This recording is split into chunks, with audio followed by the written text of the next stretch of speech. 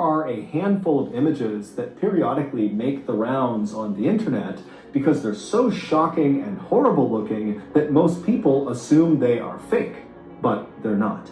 Today, I'm going to tell you a wild story that is the background to one of those photos. And then at the end, I will show you this totally bizarre and shocking photo. But before we get into that story, if you're a fan of the strange, dark, and mysterious delivered in story format, then you've come to the right place because that's all we do, and we upload once a week. So if that's of interest to you, please wire the like button's bedroom lights to turn on every time the like button gets in bed. Also, please subscribe to our channel and turn on all notifications so you don't miss any of our weekly uploads. Okay, let's get into today's story.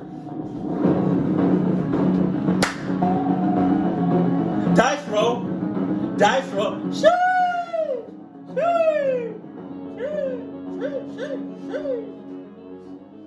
On September 12, 1916, residents of the little mining town called Kingsport, Tennessee, left their homes and packed the main street. Because on this day, a traveling circus called Sparks' World Famous Shows was coming to town. The performers in this traveling circus were going to put on a big parade and then end it with a... I know I'm not going to already like this story because it's going to deal with the clowns.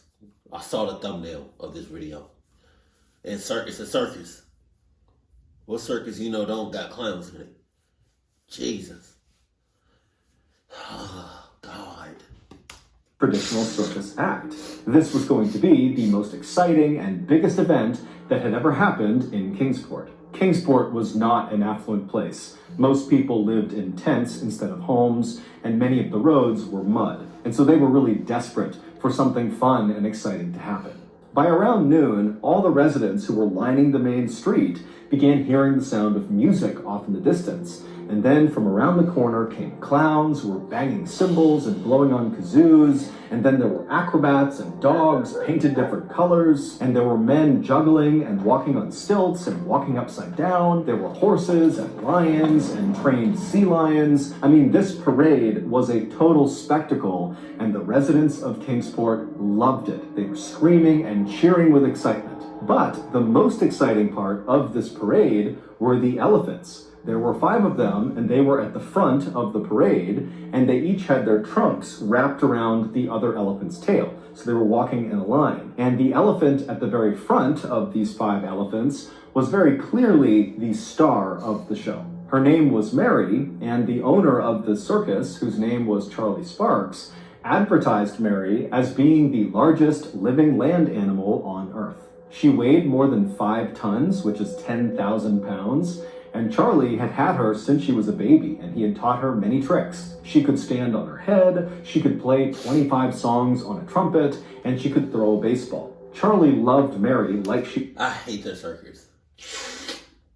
I hate the circus in the fact that they, how they treat the animals. And I'm not gonna lie, like some circuses, they probably treat the animals with love, care, affectionate. But I don't know, something about seeing the wildlife that's meant to be in the wildlife. Something about them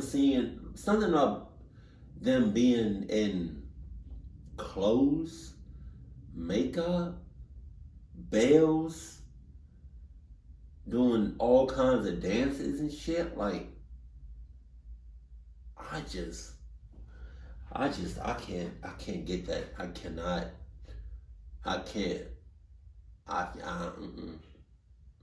Same thing with a zoo. I just can't see wildlife animals just, yeah. Was his child, and Charlie knew that Mary was really his ticket to real success. At this time in America, there were lots of other traveling circuses that Charlie had to compete with, and generally speaking, Charlie's circus was on the smaller side. And so this was frustrating for Charlie because he was always trying to find new ways to grow his circus and make it more fun and enjoyable, but a lot of his efforts didn't really work out. However, he at least had Mary, who always seemed to draw a crowd. And when Mary walked down Main Street of Kingsport, everybody was totally amazed by her, and they were totally jealous of the man on her back who got to ride her. It was her handler. His name was Red Edridge. When the parade finally came to an end, and Charlie was getting ready to shift the entire performance from parade to traditional circus act, Red, Mary's handler, took Mary and led her over to a nearby pond to let her get a drink of water. Red, who was 38 years old, was new to elephant handling. In fact, Charlie had hired him just a day earlier when Charlie's show had passed through Virginia, where Red was working as a janitor. Animal handlers in Charlie's show were all trained to treat the animals gently, especially Mary. But Red was a grouchy person who was a very skinny guy with bright red hair, and he had been teased for much of his life, which had kind of made him a mean person. And so as he and Mary are walking over to this pond, Mary saw a watermelon on the ground and stopped to eat it. And as she was doing this, Red noticed there was a group of people kind of forming up around them, just kind of amazed by Mary, and they were noticing that Red was trying to get Mary to go to the pond to get her drink of water, and she wasn't listening. She was focused on the watermelon. And so Red very likely started to feel insecure, that they would think he wasn't in control of the animal, and so he got mad, and he took his metal prod and he jabbed it into the side of Mary's head, right? Mary, you got my permission to cluck him up. Behind her ear, breaking her skin. Now, Mary was a very gentle creature, but over the past 24 hours that Red had been her new handler, he had been cruel like this. And so when he poked her with that prod, it was like Mary snapped. Mary dropped the watermelon, turned to face Red, and Red, he's startled by this and just kind of stares up at Mary, wondering what's going on. And Mary would... What? You don't know what's going on? She about to cook, man. Don't act surprised now. Red in her long trunk and throw him into a nearby drink stand. At this point, the crowd of children and other people from Kingsport who were watching Mary started to scream and run away. And Mary, she was not done with Red, who was now groaning and rolling over onto his back. Mary walked over to Red, and then she got up on her hind legs and came crashing down directly, all 10,000 pounds of her, onto Red's skull, killing him instantly. Charlie heard all this commotion over near the pond, and he ran over and he found Mary looking totally terrified, and so he began to comfort her, and then he noticed on the ground next to her was Red's mangled body. And around this time, the townspeople who had run in fear had now come back, and they saw what Mary had done. And instead of being scared of Mary, all these townspeople got angry and began screaming at Mary the elephant, "Murderer! Murderer!"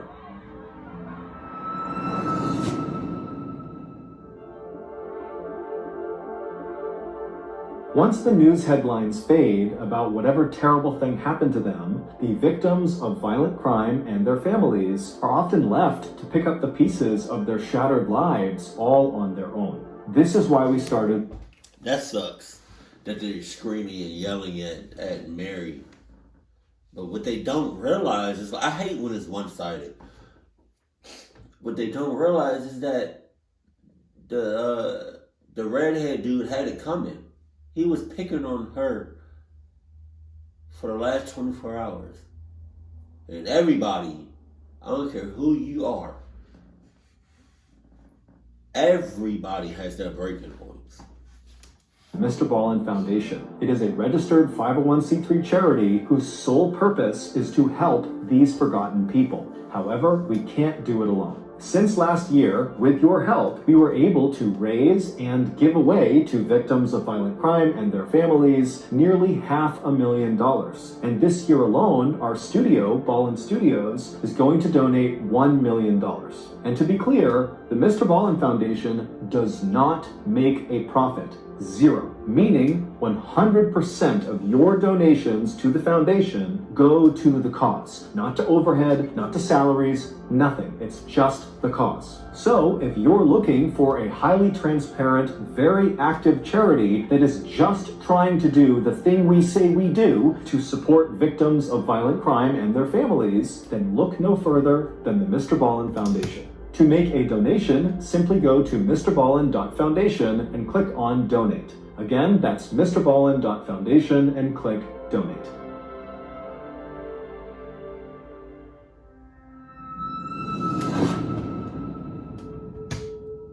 This was, of course, a worst-case scenario for Charlie, just from a business perspective, because Mary was the star of his show, and she had just very publicly killed her handler. In the hours after Red's death, news of murderous Mary began spreading around town and to other towns nearby, and before long there was a mob of people trying to kill Mary who had to be held back, and then also the sheriff of Kingsport at some point came up to Mary and fired his gun at her, but Mary was so big and her skin was so tough, the bullets did not penetrate. Also, within hours of Red being killed, the town that Charlie and his circus were supposed to go to next sent word that they were not allowed to come if Mary was going to be with them. Charlie knew that at this point, even though Mary had been the star of his show, that if he didn't get rid of her, he would be out of business. He'd be financially ruined. However, he loved Mary. She was his oldest and most loyal partner, and he couldn't imagine giving her up.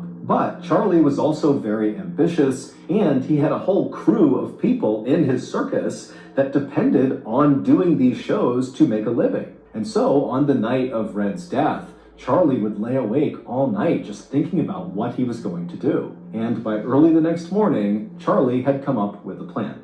Charlie ordered his entire circus to pack up and get back on the train. They were going to head to the next town called Irwin. And Charlie said, once they got there, they would put on a show that no one in the world had ever seen before.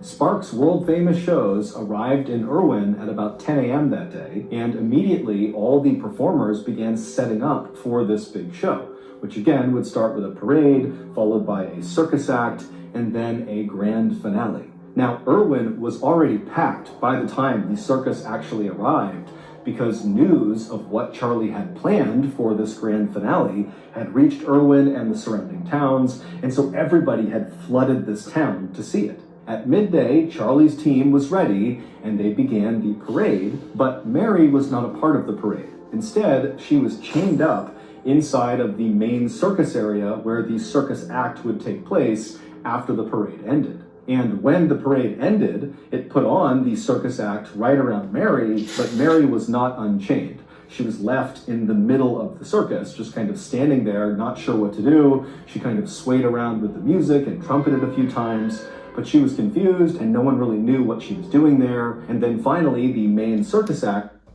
Is she about to go on a rampage and start killing everybody?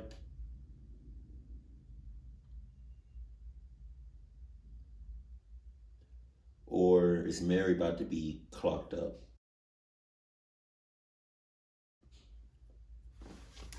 Came to an end, and most of the performers went back into their tents. And at this point, all of the crowd who had been watching this circus began making their way over to the railroad yard. At the same time, Charlie and several of the animal handlers came out and grabbed the 4 other elephants who were not chained up, and they went over to Mary and they unchained her, and then they formed all the elephants up in a line with each of the trunks connected to the tail of the next elephant. And they marched all 5 elephants over to the railroad yard, where now there was a massive crowd that also included the press, who had shown up with their cameras ready to capture the grand finale.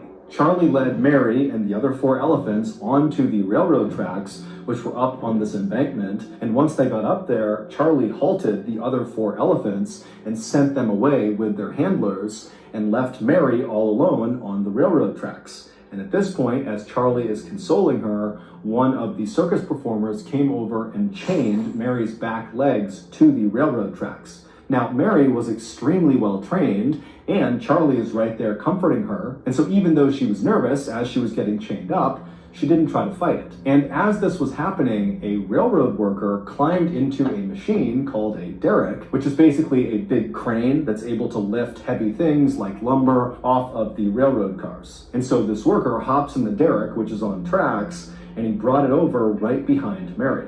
And so once the derrick was in place, and once Mary was securely fastened to the tracks, another worker climbed up onto the crane of the derrick, so the actual arm that was jutting out over Mary. This worker climbed up on top of it, and he grabbed the chain that was dangling off of it, and he jumped onto Mary's back carrying this chain, and he looped it around Mary's neck and secured it, and then jumped off of Mary.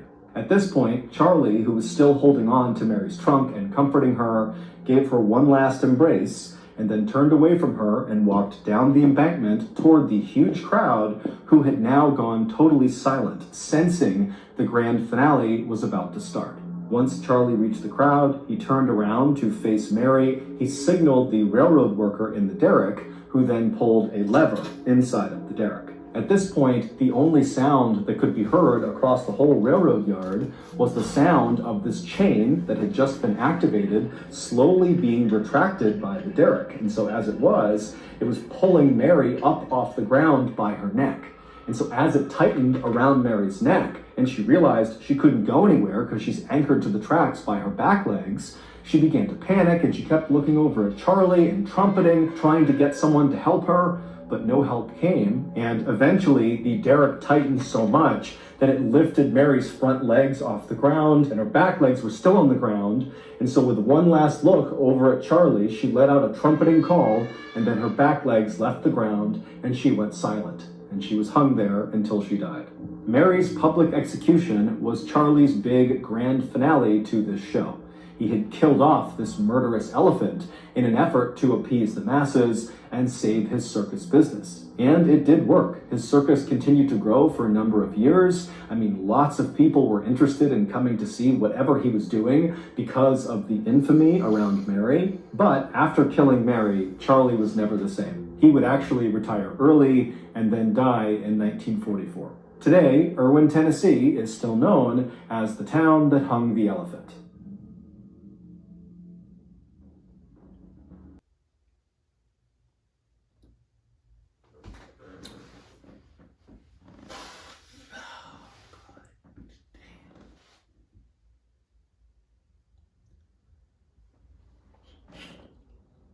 You see,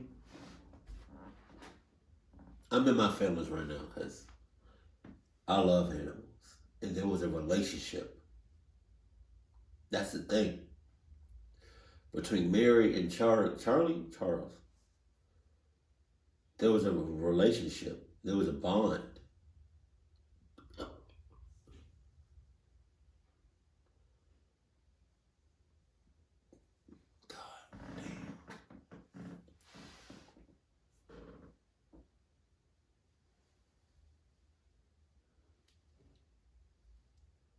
It was the redhead dude's fault. That's crazy.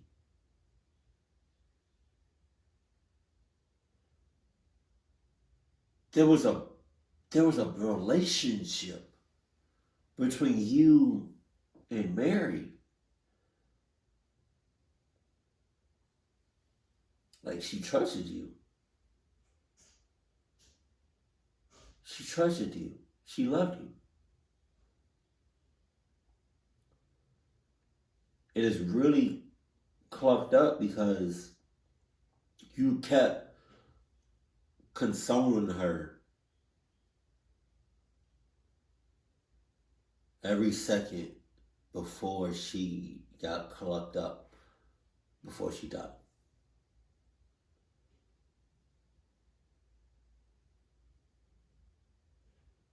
And it really sucks how she kept looking at you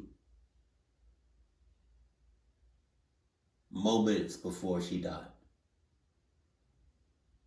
Like, you really gonna do this? You really doing this?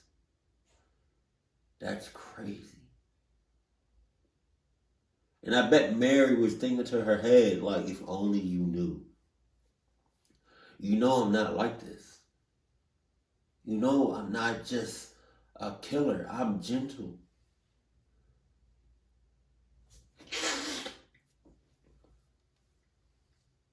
That's crazy.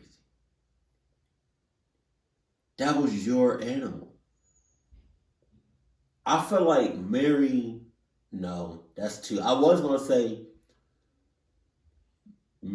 how Mary is to Charles or Charlie. It's how Appa is or Momo is to Aang. But nah, I was going to say that. I was like, nah.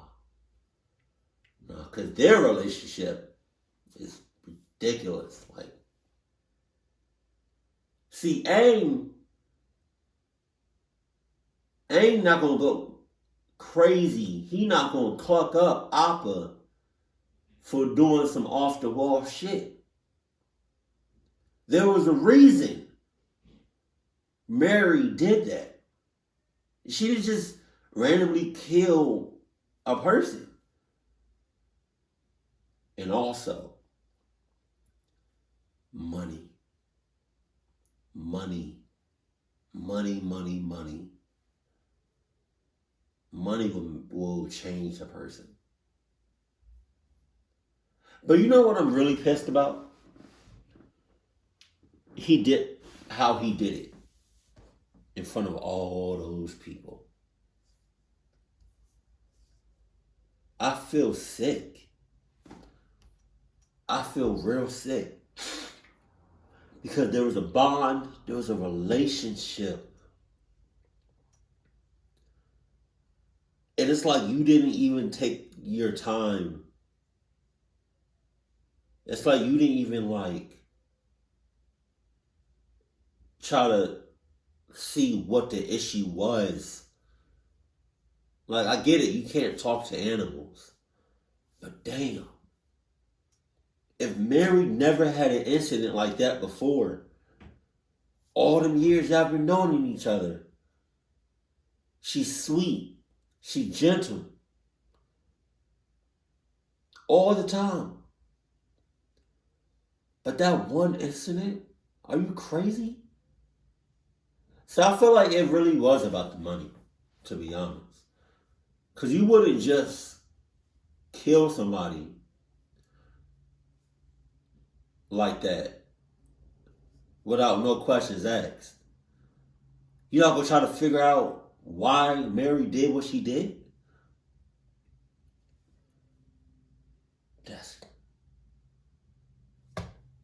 I'm sorry, Mary. Fuck.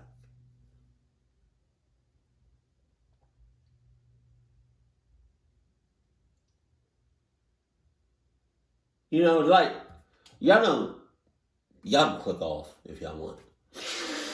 If anybody made it to this part of the video. If you make it to this part of the video, comment still here. But some of y'all know that I had a dog, a little Pomeranian. You know, I was with him since basically he was born until he died like at 14. But Peanut was the nicest, sweetest dog ever in my eyes. And I'm not gonna lie, you know, like, I'm not gonna say like, well, he never killed anybody. But I'm just saying, like, me and Peanut, we had a bond. That was my brother. Like, he was my boy. But if I heard Peanut bit somebody or scratched somebody up, chances are the person did that caused Peanut to act like that. He's just not gonna randomly just attack somebody. I'm pissed. Keep it cool, keep it classy, and I love you. Stay happy, my family.